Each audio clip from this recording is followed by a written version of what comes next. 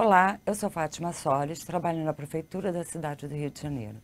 Hoje eu estou aqui com a Cristina Costa, que é arquiteta da Prefeitura também, e nós vamos falar sobre o Decreto 10.024 de 2019.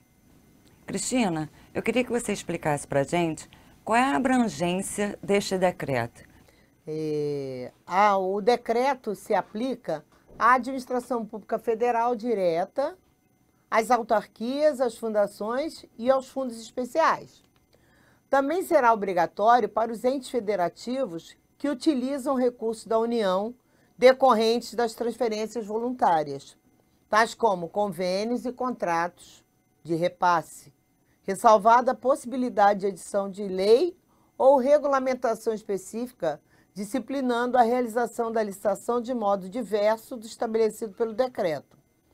Destaca-se, contudo, que a utilização das regras do decreto pelos entes federativos que utilizem recursos da União dependem ainda de ato da Secretaria de Gestão que estabelecerá os prazos para implementação.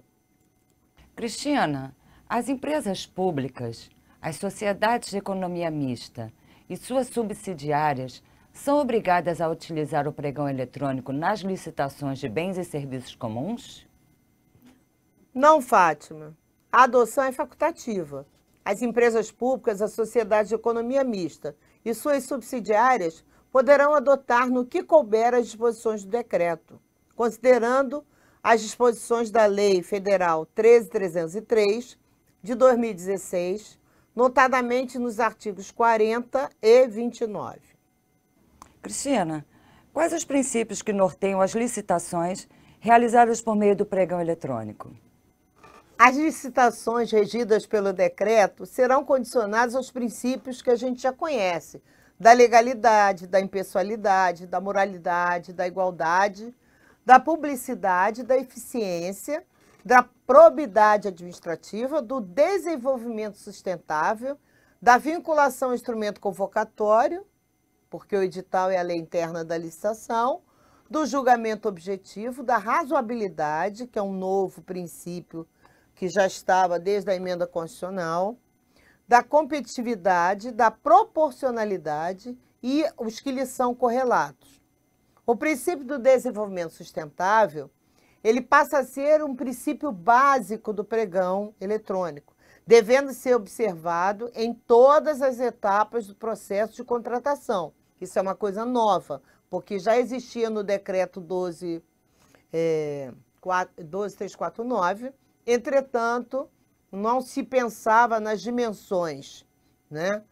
Nas dimensões econômica, social, ambiental, cultural, no mínimo, com base nos planos de gestão de logística sustentável dos órgãos e das entidades. Esse é um conceito novo, né? Do PLS, que é o Plano de Logística Sustentável, que é um dos critérios objetivos para a definição do melhor preço e o amparo para que o princípio do desenvolvimento sustentável possa ser percorrido em todo o processo de contratação. Antigamente a gente pensava do ciclo do produto até a sua utilização. Agora pensamos até o seu final, o seu descarte. Então, isso é mais complicado e todos nós temos que aprender como é que isso se dá, né?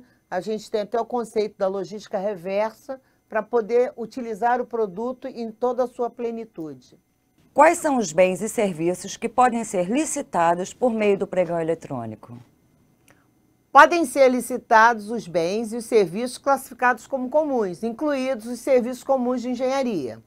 Como o decreto 10.024 classifica os bens e serviços comuns e os serviços comuns de engenharia? São classificados como comuns, Fátima, os bens e serviços cujos padrões de desempenho e qualidade podem ser objetivamente definidos no edital por meio de especificações reconhecidas e usuais de mercado. Já o serviço comum de engenharia é atividade ou conjunto de atividades que necessitam da participação e do acompanhamento do profissional engenheiro habilitado, nos termos do disposto na Lei 5.194, de 66, e cujos padrões de desempenho e qualidade possam ser objetivamente definidos pela administração pública mediante especificações usuais de mercado. O novo decreto reflete o entendimento do Tribunal de Contas da União sobre o uso do pregão eletrônico para a contratação destes serviços. É a súmula TCU número 257. Neste sentido, o normativo reconhece a existência de serviços comuns de engenharia, que a gente sempre ficou questionando sobre isso. Ou seja, serviços da área cujos padrões de desempenho e qualidade podem ser objetivamente definidos no edital, por meio de especificações reconhecidas e usuais do mercado. A classificação do objeto da licitação como comum depende do exame do caso concreto e de análise predominantemente fática e de natureza técnica. Para quais objetos é vedada a utilização da equipe de apoio? Ótima essa pergunta sua, porque muda o conceito da permanência do pregoeiro e da equipe de apoio. Como na municipalidade temos grande dificuldade na troca de pregoeiros e integrantes da equipe de apoio, esse dispositivo no normativo vem nos facilitar a vida, vamos dizer assim, porque caberá à autoridade máxima do órgão ou da entidade, ou a quem possuir a competência, designar o pregoeiro e membros da equipe de apoio, observados os seguintes requisitos. Pregoeiro e os membros da equipe de apoio serão servidores do órgão ou da entidade promotora da licitação. 2. Os membros da equipe de apoio serão, em sua maioria, servidores ocupantes de cargo efetivo, ou seja, isso retira do modus operandi nosso a possibilidade de estranhos ao quadro estarem atuando como membros da equipe de apoio, preferencialmente pertencentes aos quadros permanentes do órgão ou da entidade promotora da licitação.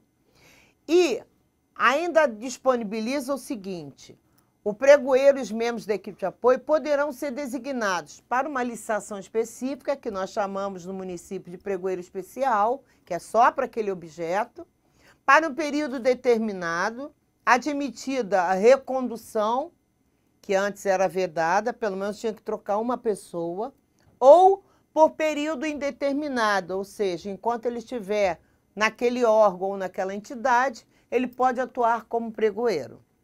Cristina, quem é que designa o pregoeiro e os membros da equipe de apoio? Ótima essa pergunta sua, porque muda o conceito da permanência do pregoeiro e da equipe de apoio. Como na municipalidade temos grande dificuldade na troca de pregoeiros e integrantes da equipe de apoio, esse dispositivo no normativo vem nos facilitar a vida, vamos dizer assim, porque caberá à autoridade máxima do órgão ou da entidade, ou a quem possuir a competência, designar o pregoeiro e membros da equipe de apoio, observados os seguintes requisitos. Pregoeiro e os membros da equipe de apoio serão servidores do órgão ou da entidade promotora da licitação. 2.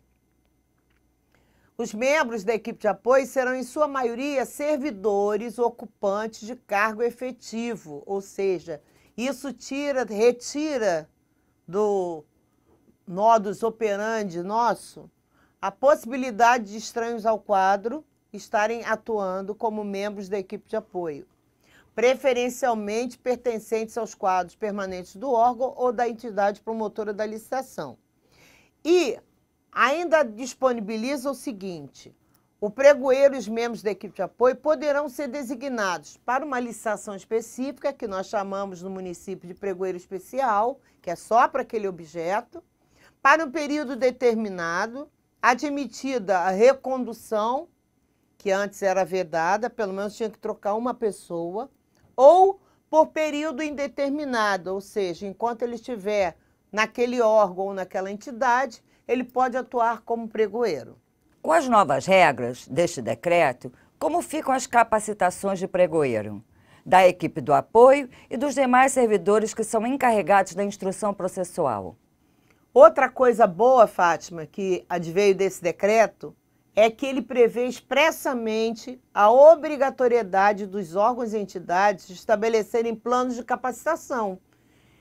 que contenham iniciativas de treinamento para formação e atualização técnica de pregoeiros. É muito comum você ter legislações se modificando, sendo atualizadas, e os pregoeiros e membros da equipe de apoio e demais agentes encarregados da instrução processual ficarem à margem dessas alterações. Então, com essa exigência do plano de capacitação, isso tende a minimizar os riscos de desconhecimento desses atores. Então, o plano de capacitação veio uma boa hora para ser implementado com base em gestão por competências.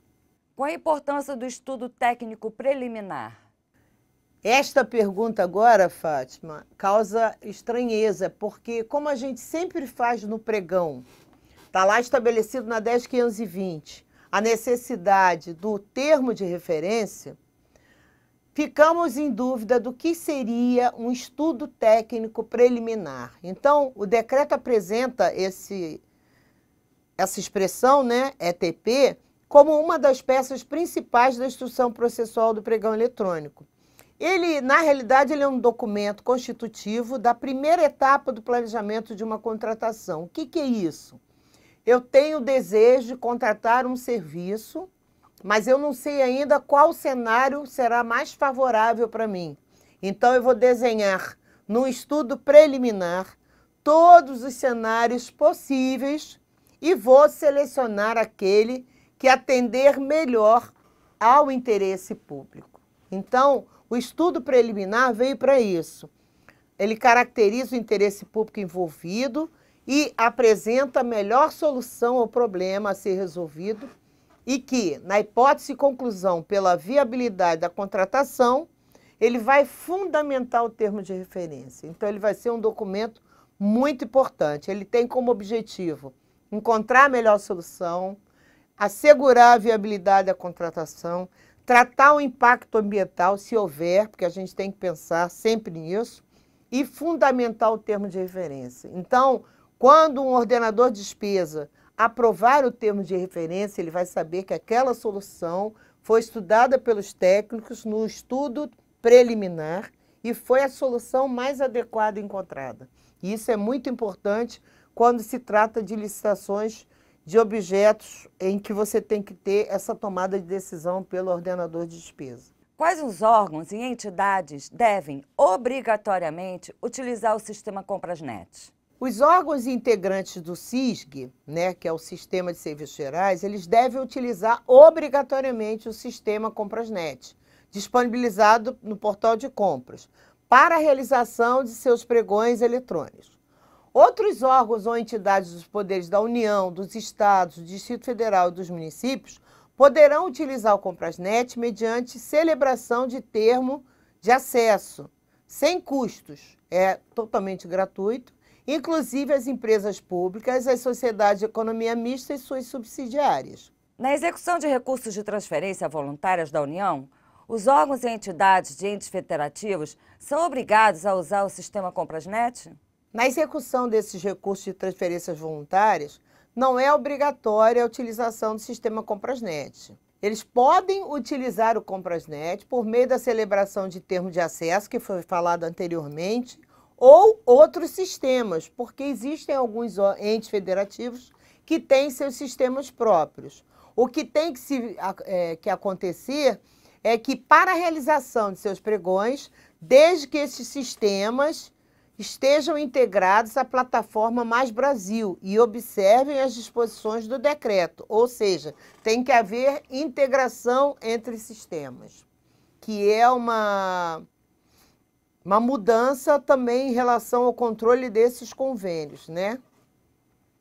Mas eu acho que está todo mundo se moldando agora para atender essa necessidade do decreto 10.029, uma vez que todos os entes federativos estão precisando de recursos dessas transferências voluntárias, porque nós estamos numa época em que os recursos estão bem escassos, né?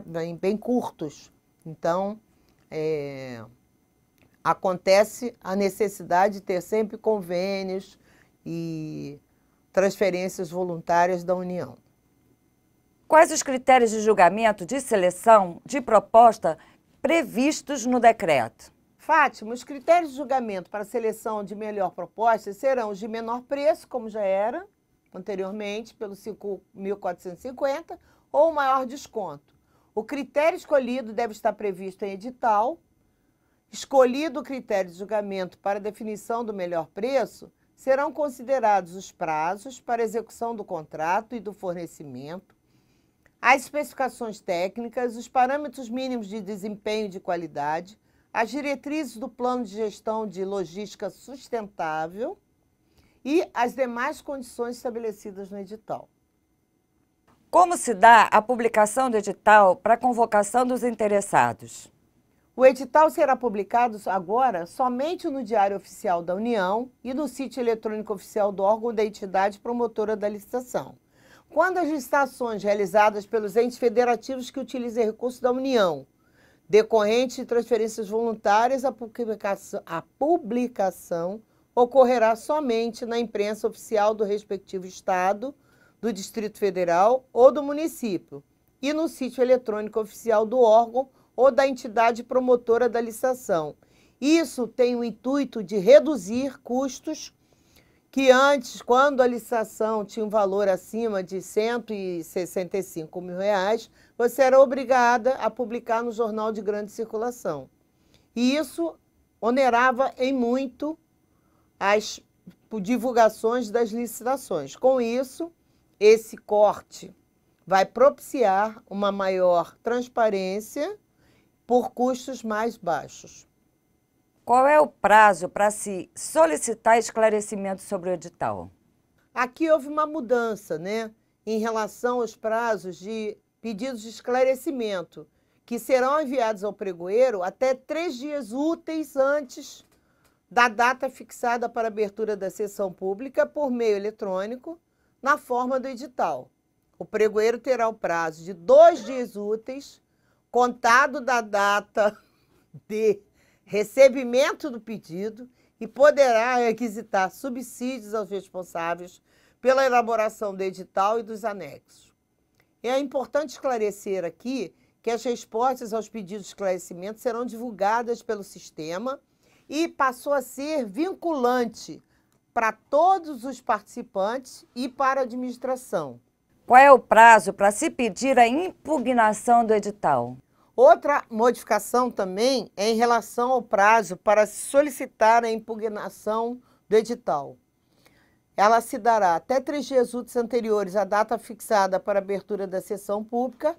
Qualquer pessoa poderá impugnar os termos do edital do pregão por meio eletrônico, na forma prevista no edital, cabendo ao pregoeiro, auxiliado pelos responsáveis pela elaboração do edital e dos anexos, ou seja, aqui a impugnação vai ser respondida pelo pregoeiro e por quem elaborou o edital, o termo de referência, para que seja possível decidir sobre a impugnação no prazo de 2 dias úteis, contado da data de recebimento da impugnação. A impugnação não possui, a priori, efeito suspensivo. Caso seja concedido o efeito suspensivo, deverá ser motivada pelo pregoeiro nos autos do processo licitatório. Se acolhida a impugnação contra o edital, será definida e publicada nova data para a realização do certame. Cris, qual é o prazo para os fornecedores apresentarem suas propostas e os documentos de habilitação? O prazo se manteve o mesmo, né? Não será inferior a 8 dias úteis, contado da data de publicação do aviso do edital. Após a divulgação do edital no sítio eletrônico, todos os licitantes terão a obrigatoriedade de encaminhar, concomitantemente com a proposta de preço, os documentos de habilitação exigidos no edital, exclusivamente por meio do sistema. Isso é um ganho para o pregoeiro, porque às vezes a gente fica 2, 3, 5, 6 dias aguardando documentação de empresa. E agora eles têm que cadastrar a proposta e, concomitantemente, já encaminhar a documentação. Note-se que essa regra é uma das inovações mais importantes que o decreto implementa, porque o cadastramento das propostas dos documentos no mesmo momento, né, facilitem muito a análise do primeiro, do segundo, terceiro classificado. Os licitantes poderão retirar ou substituir a proposta e os documentos de habilitação inseridos no sistema e não contemplados no SICAF até a abertura da sessão pública. Eles ficam também dispensados de apresentar os documentos de habilitação que constituem do SICAF, Sistema Integrado de Cadastro de Fornecedores, que já falamos anteriormente, e de sistemas semelhantes mantidos pelos estados, pelo Distrito Federal ou pelos municípios. Quando a licitação for realizada por esses entes federativos, o cadastramento no SICAF e a consulta à documentação por ele abrangida para fins habilitatórios são regulamentados pelo Decreto 3722 e pela Instrução Normativa número 3 de 2018, desde que o SICAF tenha toda a documentação exigida dos artigos 27 a 31, exceto a parte de qualificação técnica.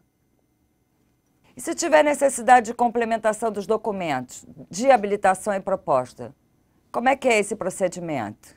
Fátima, os documentos complementares à proposta e habilitação, quando necessários à confirmação daqueles exigidos no edital e já apresentados, fixe bem, já apresentados, serão encaminhados pelo licitante melhor classificado após encerramento do envio de lances. Destaca-se aqui que não são documentos novos, porque todo mundo faz confusão. Não pode-se inserir documento que deveria constar originalmente da proposta. São apenas complementares aos já apresentados. Isso acontece muito quando você está lidando com empresas regidas pelo tratamento favorecido da Lei 123 e suas alterações. Porque eles entendem que, como eles têm uma prorrogação de prazo para apresentar prova de regularidade fiscal e trabalhista, que qualquer documento que ele não tenha apresentado, ele pode apresentar neste prazo de 5 dias úteis, prorrogável mais uma vez. Não é o que acontece. Ele tem que apresentar um documento, mesmo com restrição, para que possa, depois, ser complementado. Né?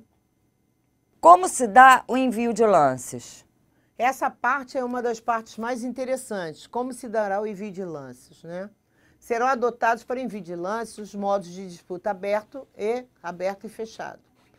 No modo de disputa aberto, os licitantes apresentarão lances públicos sucessivos com prorrogações, conforme o critério de julgamento adotado no edital.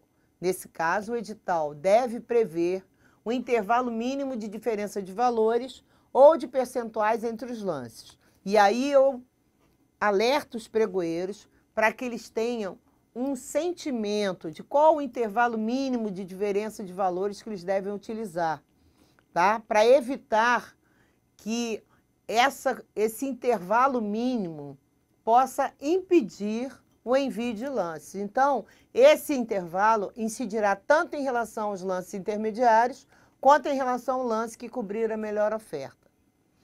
Já no modo de disputa aberto e fechado, os licitantes apresentarão lances públicos e sucessivos, com lance final e fechado, conforme critério de julgamento adotado no edital. Aqui a regra do intervalo mínimo será facultativa.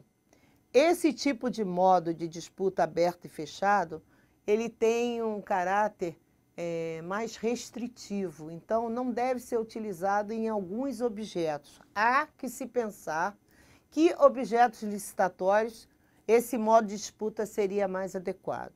Tá? Qual é o procedimento adotado para o envio de lances no modo de disputa aberto? A etapa de envio de lances na sessão pública para o modo de disputa aberto se dará durante 10 minutos e após isso será prorrogada automaticamente pelo sistema quando houver lance ofertado nos últimos 2 minutos do período de duração da sessão pública. A prorrogação automática da etapa de envio de lances será de 2 minutos e ocorrerá sucessivamente sempre que houver lances enviados nesse período de prorrogação, inclusive quando se tratar de lances intermediários. Caso não haja novos lances, pode ocorrer, a sessão pública será encerrada automaticamente. Mas foi criado um outro dispositivo.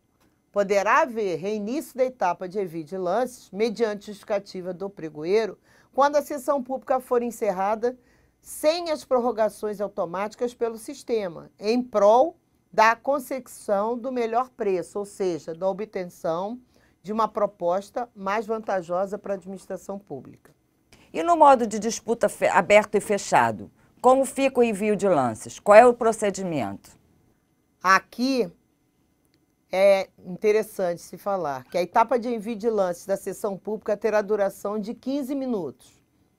Encerrado o prazo de 15 minutos, o sistema encaminhará o aviso de fechamento iminente dos lances e, transcorrido o período de até 10 minutos, aleatoriamente determinado, ou seja, aquele tempo randômico que nós tínhamos anteriormente no 5.450, a recepção de lance será automaticamente encerrada.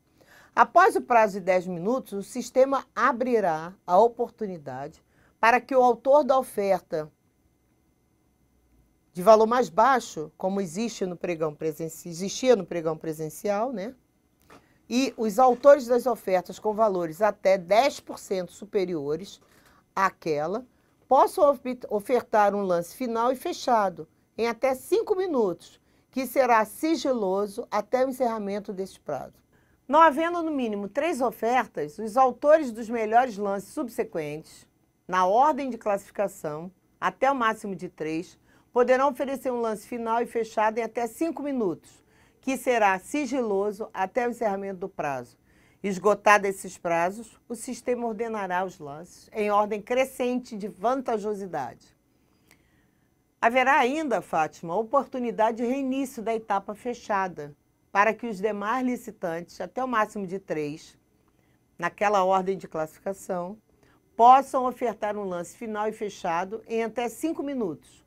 Isso quando não houver nenhum lance final e fechado, enquadrado nas oportunidades que eu já falei anteriormente.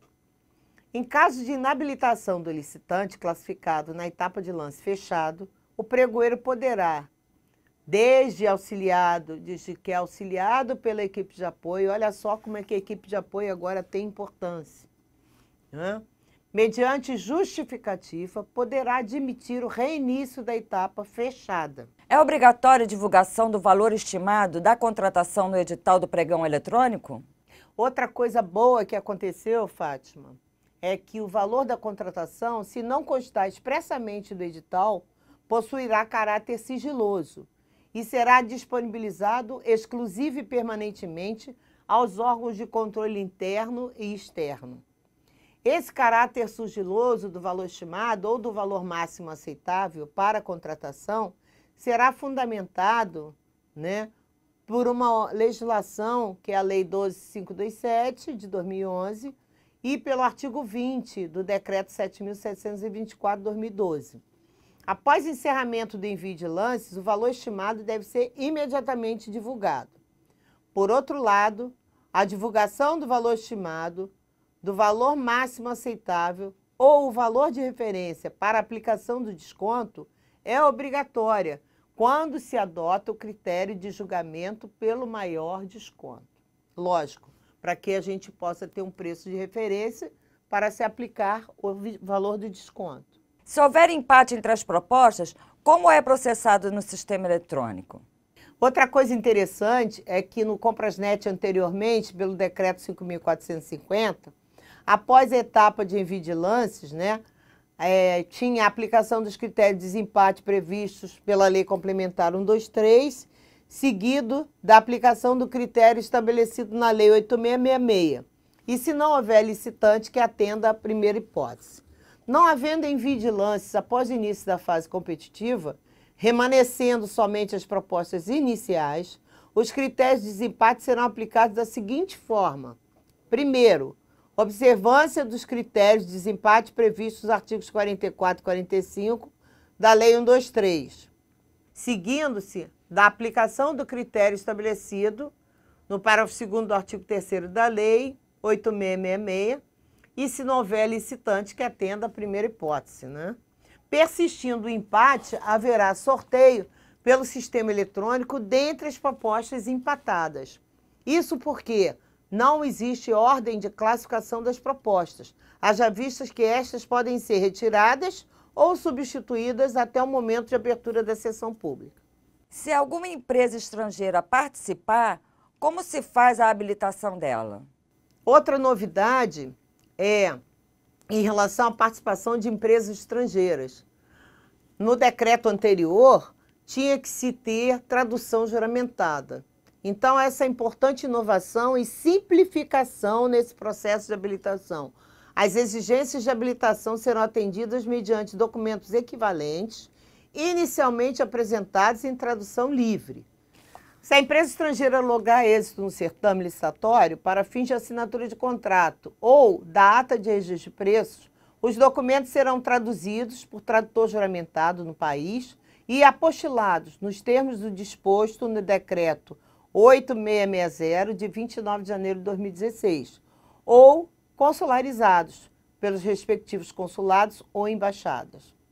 A proposta dos documentos de habilitação podem ser saneados? Sim, Fátima, o pregoeiro poderá, no julgamento da habilitação e das propostas, sanear erros ou falhas que não alterem a substância das propostas, dos documentos e sua validade jurídica, mediante decisão fundamentada. Importante destacar que, havendo necessidade de suspender a sessão pública para a realização de diligências, com vistas ao saneamento documental, a sessão pública somente poderá ser reiniciada mediante aviso prévio no sistema, com no mínimo 24 horas de antecedência. Isso também foi um outro destaque, um ponto de destaque, porque às vezes o pregoeiro dava um tempo muito pequeno para que pudesse sanear essa parte documental. E aí agora o decreto fixando o prazo mínimo de 24 horas, a tendência de ter algum pedido de recurso minimiza com esse prazo fixado mais estendido. Como serão publicadas e registradas as sanções? As sanções administrativas elas serão registradas e publicadas no SICAF, porque assim qualquer pessoa pode consultar o SICAF e verificar se a empresa tem alguma sanção ou não. Fica, pois, dispensada de publicação em qualquer outro meio, inclusive em diário oficial, para quem faz uso do Comprasnet. Nós temos que pensar no nosso cadastro de fornecedores, né? Como é que isso vai ser trabalhado por nós na Coordenadoria Geral de Suprimentos e Infraestrutura. Os entes federativos que utilizem recursos da União, oriundos de transferências voluntárias, poderão utilizar o SICAF? Outra coisa que a gente precisa falar é sobre a utilização do SICAF quando os entes federativos utilizam recursos da União. Então, eles têm que usar o SICAF, sim. Caso os entes federativos possuam sistemas próprios de contratação ou outros sistemas, poderão utilizar o SICAF para fins habilitatórios. Já os entes federativos que celebrarem o termo de acesso para utilizar o Comprasnet, poderão utilizar o SICAF também para registro e publicação das sanções. Isso nós já temos no município, através da Coordenadoria de Normas de Aquisição, em que temos servidores com certificação digital para inserir as sanções nos sistemas do governo federal, que é o cadastro de empresas inidôneas e suspensas, né? E, através do SICAF, existe uma comunicação entre as informações. A gente consulta mediante acesso à web. Cristina, explica para a gente o que é o sistema de dispensa eletrônica. Esse é um outro ganho. O sistema de cotação eletrônica, ele não era tão utilizado no âmbito da nossa municipalidade. E agora existe o sistema de dispensa eletrônica, que vai estender os dispositivos e as hipóteses previstas no artigo 24 da Lei 8666 na dispensa eletrônica. Com isso, a gente realiza como se fosse pequenos pregões, né? E é muito mais rápido. Então, é um sistema eletrônico para aquisição de bens e contratação de serviços comuns, dentre as hipóteses de dispensa previstas no artigo 24, que são elas: contratação de serviços comuns de engenharia, nos termos dispostos no inciso 1 do caput do artigo 24, aquisição de bens e contratação de serviços comuns nos termos dispostos no inciso 2 do mesmo dispositivo legal, aquisição de bens e contratação de serviços comuns, incluídos serviços comuns de engenharia, nos termos dispostos no inciso 3º e seguintes do caput do artigo 24, quando cabível. Então, é um avanço para nós poder fazer dispensa eletrônica para esses casos. Em quais casos eu uso o sistema de dispensa eletrônico obrigatoriamente? A utilização do sistema de dispensa eletrônica será obrigatória para os órgãos e as entidades da administração pública federal direta, autárquica, fundacional e os fundos especiais. Também passará a ser obrigatória para os órgãos e entidades de entes federativos na execução de recursos de transferências voluntárias da União, repassados por meio de convênios ou contratos de repasse. Esta obrigatoriedade terá início logo após a regulamentação do sistema por ato da Secretaria de Gestão, da Secretaria Especial de Desburocratização, Gestão e Governo Digital do Ministério da Economia. Em quais casos a utilização do sistema de dispensa eletrônica é vedado?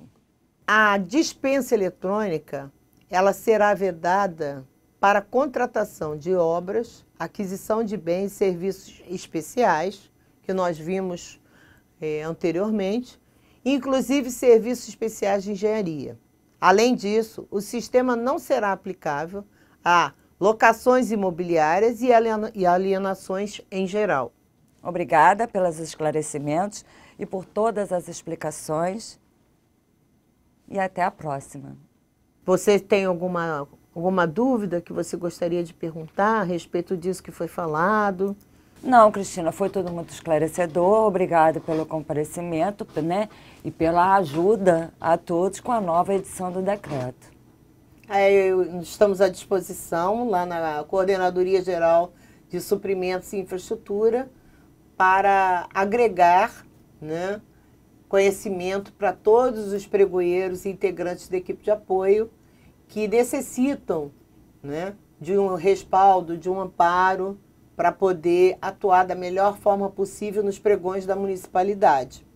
Então, eu quero agradecer a oportunidade de poder transmitir o conhecimento e disseminá-lo para as pessoas que atuam na área de infraestrutura e logística. Muito obrigada. Então, pessoal, muito obrigada pelo comparecimento, Cristina. Terminamos por aqui. Esperamos que tenha sido esclarecedor e até a próxima, se Deus permitir.